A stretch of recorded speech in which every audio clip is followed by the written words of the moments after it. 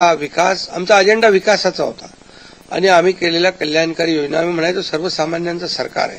सर्वसामान्यांचं सरकार, गोरगरिबांचं सरकार. मी देखील एक शेतकरी कुटुंबातून आलो म्हणून मी गावी येतो.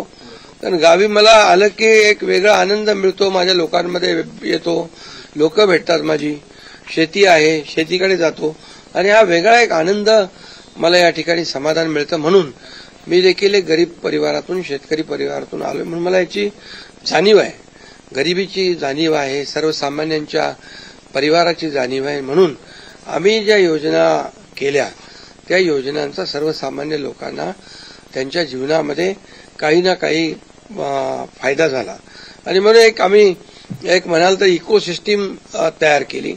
प्रत्येक परिवारातल्या माणसाला, मग त्याचा मुलीचा जन्म झाला, मुलगी असेल, लाडकी बहीण असेल, लाडका भाऊ असेल, युवा प्रशिक्षण स्टायपंड आणि शेतकऱ्यांच्या योजना, या सगळ्या म्हणजे लाडकी बहीण, लाडका भाऊ, लाडका शेतकरी, लाडका ज्येष्ठ, हे सगळे आमचे जे आहेत ह्या सगळ्या साठी आम्ही केल्यानंतर लोकही म्हणायला लागले आपलं सरकार लाडकं सरकार.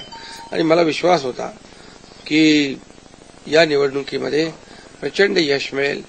आम्ही ज्या योजना केल्या त्याचं प्रतिबिंब या निवडणुकीमध्ये पाहायला मिळालं आणि तसंच्या तसं आतापर्यंतच्या इतिहासामध्ये एवढ्या मेजॉरिटीने महायुतीला जे यश मिळालं ते कधीच मिळालं नव्हतं.